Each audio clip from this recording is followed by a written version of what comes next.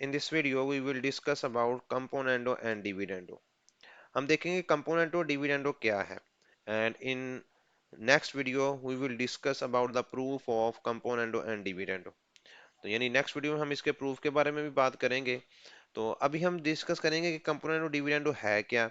देखें, अगर आपके पास फोर क्वांटिटीज हैं और वो रिलेट कर रही हैं इस तरह से, फोर क्वांटिटीज हैं आपके पास A B C and D.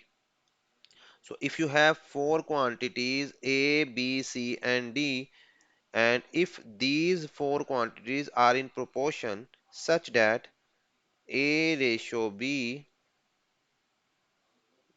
proportion C ratio D, यानी अगर आपके पास फोर क्वांटिटीज हैं वो इस तरह से रिलेट कर रही हैं कि A रेशियो B प्रोपोर्शन में है C रेशियो D के, तो अगर हम इसको देखें फ्रैक्शन की फॉर्म में लिखे तो हम लिख सकते हैं A ओवर B, और चूंकि ये प्रोपोर्शन है जो कि क्वालिटी को शो करता है तो हम लिखेंगे इक्वल सी ओवर डी।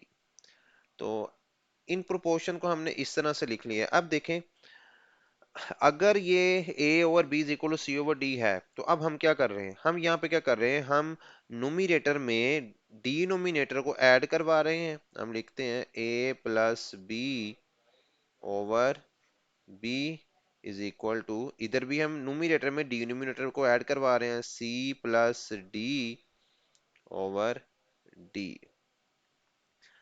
तो यानी हमने क्या किया है, हमने दोनों तरफ क्या किया है, न्यूमरेटर में डिनोमिनेटर को ऐड करवाया है और डिनोमिनेटर को एज इट इज ही लिखा है। इसको हम नाम देते हैं प्रॉपर्टी ऑफ कंपोनेंडो, यानी ये कंपोनेंडो की प्रॉपर्टी कहलाएगी या थ्योरम ऑफ कंपोनेंडो कहलाएगा, कि जिसमें हमने a प्लस बी यानी न्यूमरेटर में डिनोमिनेटर को ऐड किया है दोनों तरफ और डिनोमिनेटर को हमने एज इट इज लिख दिया, ये कहलाएगी प्रॉपर्टी ऑफ कंपोनेंडो।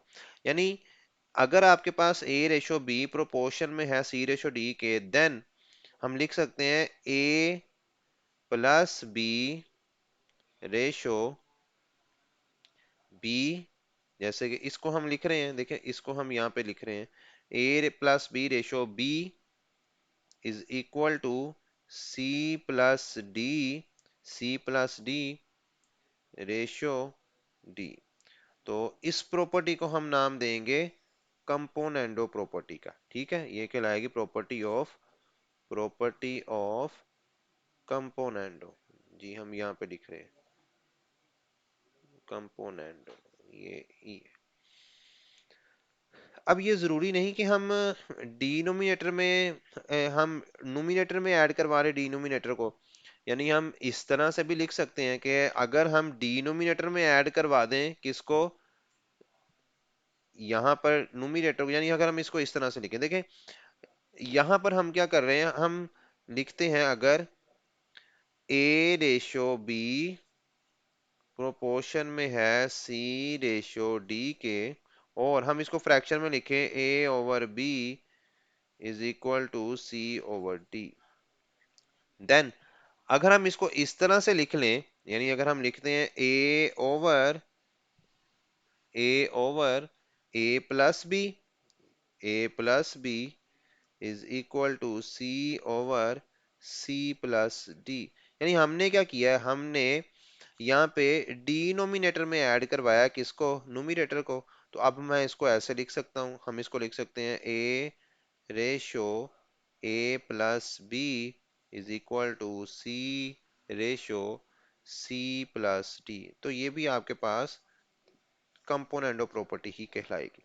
आप इस तरह से कर लें या आप इस तरह से कर लें, ये कंपोनेंडो प्रॉपर्टी ही कहलाएगी। और अगर फर्दर हम इसको बात करें डिविडेंडो की, अब हम डिविडेंडो की तरफ आते हैं कि डिविडेंडो क्या है। So let's talk about dividendo. यहाँ पे हम लिख लेते हैं कि डिविडेंडो के ऊपर हम बात करने लगे हैं। तो अगर आपके पास फोर क्वांटिटीज हैं, again if you have four quantities and these four quantities are in proportion such that a ratio b, यानी अगर चार क्वांटिटीज हैं और उनमें प्रोपोर्शन है इस तरह से कि a is to b proportion c is to d, ये आप इसको इस तरह से पढ़ सकते हो a ratio b can be read as a is to b. इसी तरह सी रेशो डी को आप पढ़ सकते हो सी इज टू डी। तो हम क्या कर रहे हैं, हम इसको फ्रैक्शन में लिखते हैं a ओवर b, और इक्वल लगा के लिखेंगे c ओवर d, क्योंकि प्रोपोर्शन को हम इक्वालिटी में चेंज कर सकते हैं। अब हम क्या कर रहे हैं, हम न्यूमरेटर में से डिनोमिनेटर को माइनस करवा रहे हैं, न्यूमरेटर में से डिनोमिनेटर को माइनस करवा रहे हैं। तो हम लिखते हैं a minus b over b। नीचे वाली वैल्यू हम डिनोमिनेटर को एज इट इज लिखेंगे। इसी तरह हम इसको भी ऐसे ही करेंगे, नोमिनेटर में से डिनोमिनेटर को क्या करेंगे, माइनस, तो c minus d over D. अब ये जो प्रॉपर्टी होगी, ये इसको अगर हम रेशो में लिखें तो अगेन रेशो में हम लिख देंगे a minus b ratio b is equal to c minus d ratio d। तो यानी अगर आपके पास चार क्वांटिटीज हैं a ratio b ratio c, then if you write these four quantities in this form, अगर आप इसको इस फॉर्म में लिख रहे हो तो this is known as dividendo property. तो ये क्या कहलाएगी, डिविडेंडो प्रॉपर्टी कहलाएगी। यानी आपने क्या किया है, इसको आपने फ्रैक्शन में चेंज किया है, तो हम a over b is equal to c over d लिखेंगे। अगर आप इसको फ्रैक्शन में चेंज करोगे इस तरह से, तो ये बनेगा a minus b over b is equal to c minus d over d, and this is known as dividendo property. तो ये आपके पास क्या कहलाएगी, डिविडेंडो प्रॉपर्टी कहलाएगी। और अब इसको आप इस तरह से भी लिख सकते हो, अगर मैं इसको लिखूं a ratio b is equal to c ratio d, तो अगर a ratio b is equal to c ratio d है तो हम इसको फ्रैक्शन में लिखेंगे a over b is equal to c over d। अब यहाँ पर हम क्या कर रहे हैं कि हम ऊपर जो न्यूमरेटर एज इट इज लिखते हैं, हम जो सब्ट्रैक्शन वाला काम है ना जो हमने ये किया a माइनस बी, ये हम डिनोमिनेटर में लिख देते हैं a माइनस बी और इक्वल टू। और अगर हम बात करें इसकी, तो यहाँ पे भी हम अगर डिनोमिनेटर में ये काम करें c माइनस डी, यानी न्यूमरेटर में से डिनोमिनेटर को माइनस करवाएं दोनों तरफ, तो लेकिन वो डिनोमिनेटर में अगर हम काम करें तो भी हम इस प्रॉपर्टी को नाम देंगे डिविडेंडो प्रॉपर्टी।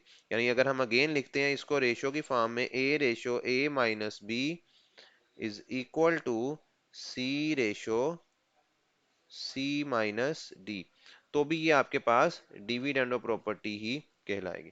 सो ये था आपके पास कंपोनेंटो डिविडेंडो के। सिंपल अगर आपको बता दूं तो कंपोनेंटो में हम क्या कर सकते हैं, हम ऐड करेंगे, और डिविडेंडो में हम क्या करेंगे, हम सब्ट्रैक्ट करेंगे वैल्यूज को। हम यहाँ पर कंपोनेंटो में हम नोमिनेटर को ऐड करेंगे डिनोमिनेटर में, और डिविडेंडो में हम डिनोमिनेटर को सब्ट्रैक्ट करेंगे न्यूमरेटर में से। ठीक है, तो ये हमने कंपोनेंट डिविडेंडो के मुतालिक थोड़ा सा इंट्रोडक्शन किया है। नेक्स्ट हम इंशाल्लाह ताला इसके प्रूफ के बारे में डिस्कशन करेंगे।